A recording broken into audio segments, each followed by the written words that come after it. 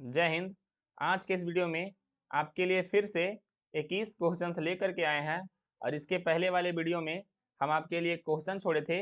चलो देखते हैं, सबसे पहले उस क्वेश्चंस को देख लेते हैं। ठीक है, आपका क्वेश्चन था कि भाई पहला कंप्यूटर माउस किसने बनाया था। ऑप्शन दिए थे आपको कि विलियम इंग्लिश बनाए थे, डगलस एंजल वर्ट, या फिर रोबोट जवाकी, या फिर इनमें से कोई नहीं। तो आप लोग का बहुत सारा ऑप्शन था कि भाई डी होगा सर, डी होगा सर, डी होगा, लेकिन ऐसा कुछ नहीं है। आपका सही उत्तर हो जाएगा डगलस एंजल बर्ट।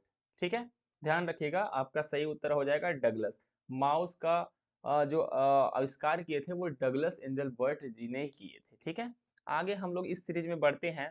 इसका सबसे पहला क्वेश्चन है कि जब आप पीसी पर, पीसी का मतलब होता है पर्सनल कंप्यूटर, जब आप पीसी पर किसी डॉक्यूमेंट पर वर्क कर रहे होते हैं, काम कर रहे होते हैं, तब उस डॉक्यूमेंट अस्थायी रूप से स्टोर होता है उसके अंदर, किसके अंदर होता है? सीपीयू के अंदर होता है, रैम के अंदर होता है, रोम के अंदर होता है, या फिर सीडी रोम के अंदर होता है। जब आप काम कर रहे हैं, जैसे हम अभी वीडियो बना रहे हैं, तो भाई ये जो आप प्रेजेंटेशन देख रहे हैं वो स्टोर होता है रैम के अंदर। टेम्पररी रूप से किसके अंदर होता है? रैम के अंदर होता है।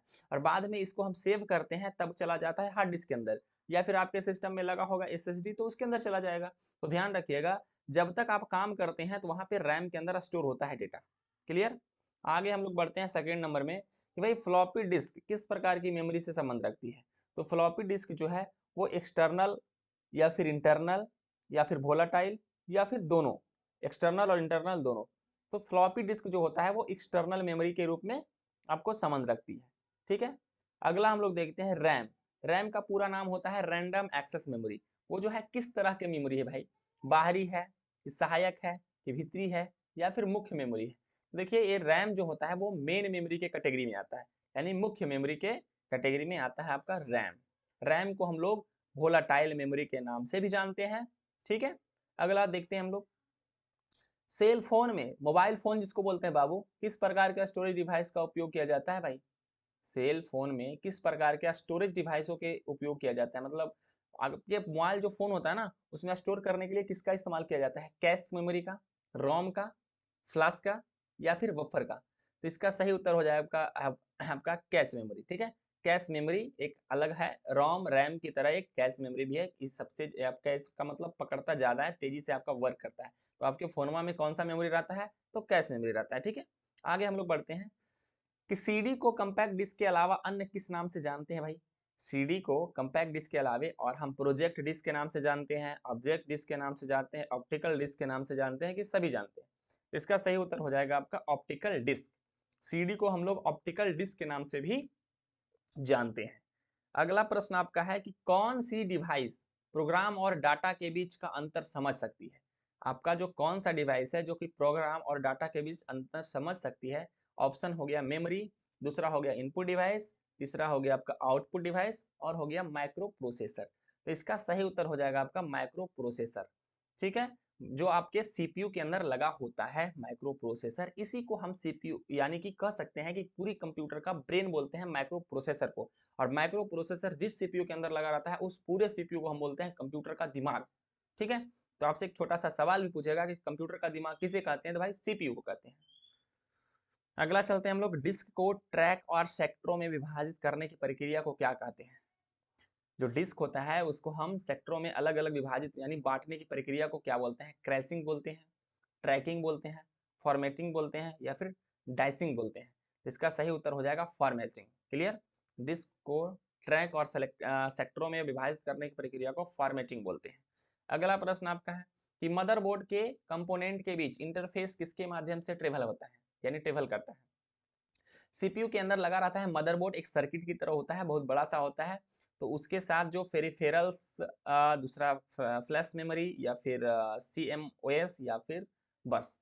तो बस ही लगा रहता है भाई, बस के सहारे हम लोग क्या करते हैं? ट्रेवल किया जाता है कोई भी कंपोनेंट को, जैसे सीपीयू हो गया आपका, फिर माउस हो गया, माने बहुत सारे ऐसे डिवाइस है जो कि बस के माध्यम से ही वो ट्रेवल करता है। ठीक है, चलिए आगे हम लोग बढ़ते हैं 9 नंबर में। एक्सेसरीज जिस स्थान पर सिस्टम यूनिट से जुड़ते हैं उसे क्या कहते हैं? रिंग टोपोलॉजी बोलते हैं, पोर्ट बोलते हैं, बस टोपोलॉजी बोलते हैं, या फिर मेश टोपोलॉजी बोलते हैं? एक्सेसरीज जिस स्थान पर सिस्टम यूनिट से जुड़ते हैं उसे हम लोग पोर्ट बोलते हैं, पोर्ट। जैसे देखते हैं यूएसबी पोर्ट होता है, एक एचडीएमआई पोर्ट होता है, तो उसको हम जुड़ता है वहां से, उसको हम लोग पोर्ट बोलते हैं, जो कि मदरबोर्ड में भी होता है पोर्ट। ठीक है, आगे 10 नंबर में चलते हैं। विशेष प्रकार के संगीत उपकरणों को साउंड कार्डों से कौन सा पोर्ट जोड़ता है? बस जोड़ता है कि एम.आई.एन.आई जोड़ता है कि यूएसबी जोड़ता है कि एम.आई.डी.आई जोड़ता है? तो इसका सही उत्तर हो जाएगा आपका एम.आई.डी.आई। ठीक है, एम.आई.डी.आई क्या है? पोर्ट है। यूएसबी आपका कीबोर्ड माउस को जोड़ देता है ना, और एम.आई.डी.आई साउंड कार्ड को जोड़ता है, याद रखिएगा इसको। ठीक है, आगे हम लोग चलते हैं कि एक्सपेंशन कार्ड किसमें इंसर्ट किए जाते हैं? एक्सपेंशन कार्ड किसमें इंसर्ट किए जाते हैं? ऑप्शन ए सीपीयू में, पेरिफेरल डिवाइस में, स्लॉट में, या फिर पेंक्स में? इसका सही उत्तर हो जाएगा स्लॉट में। एक्सपेंशन कार्ड होता है जो कि स्लॉट में हम इंसर्ट करते हैं, स्लॉट में। ठीक है, जैसे रैम को भी हम लोग स्लॉट में इंसर्ट कराते हैं। क्लियर? आगे हम लोग बढ़ते हैं कि कंप्यूटर की घड़ी की स्पीड की गणना किसमें की जाती है? जो कंप्यूटर की जो घड़ी होती है ना, उसकी स्पीड की जो गणना होती है वो कौन सी किसके अंदर की जाती है? बिट में, मेगाबाइट, गीगाबाइट, या फिर इनमें से कोई नहीं? इसका सही उत्तर हो जाएगा बिट। क्लियर?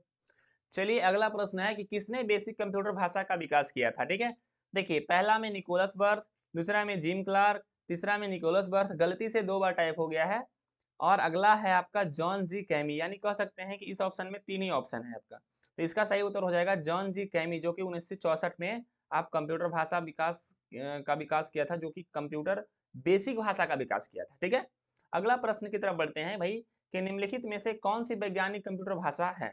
वैज्ञानिक कंप्यूटर भाषा है, इसमें कोबोल है, बेसिक है, पास्कल है, या फिर फोर्ट्रन है? तो इसका सही उत्तर हो जाएगा आपका फोर्ट्रन।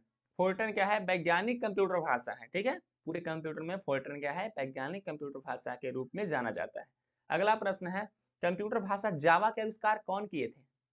जावा के आविष्कार किसने किया था भाई? माइक्रोसॉफ्ट ने किया था कि इन्फोसिस्टम किया था कि सन माइक्रोसॉफ्ट किया था या फिर आईबीएम किया था? तो जावा जो एक लैंग्वेज है उसका जो आविष्कार किए थे वो सन माइक्रोसॉफ्ट के द्वारा किया गया था। आगे हम लोग बढ़ते हैं कि कंप्यूटर भाषा कोबोल किसके लिए उपयोगी है? जो कोबोल है वो एक कंप्यूटर भाषा है, ठीक है, लैंग्वेज है। वो किसके लिए उपयोगी होता है? ग्राफिक कार्य के लिए होता है, व्यवसायिक कार्य के लिए होता है, वैज्ञानिक कार्य के लिए होता है, इनमें से कोई नहीं। व्यवसायिक का मतलब बिजनेस के लिए हो गया, ठीक है। वैज्ञानिक का मतलब हो गया वैज्ञानिक वगैरह जो रिसर्च वगैरह करते हैं उसके लिए हो गया। इसका सही उत्तर हो गया बिजनेस कार्य के लिए, व्यवसायिक के लिए हम कोबोल भाषा का इस्तेमाल करते हैं। अगला प्रश्न है कि इंटरनेट पर प्रयुक्त कंप्यूटर लैंग्वेज है जावा, पास्कल, कोबोल, या फिर बेसिक? इंटरनेट पर आपका कंप्यूटर लैंग्वेज है जावा। ठीक है, कौन सा है? जावा। जावा एक बेहतरीन लैंग्वेज है जिससे बहुत सारा प्रोग्रामिंग की जाती है। ठीक है, तो ध्यान रखिएगा जावा आप लोग को सभी को सीखना भी चाहिए। अगला प्रश्न है कि यूनिक्स नामक ऑपरेटिंग प्रणाली विशेष रूप से किस हेतु प्रयोग में लाई जाती है?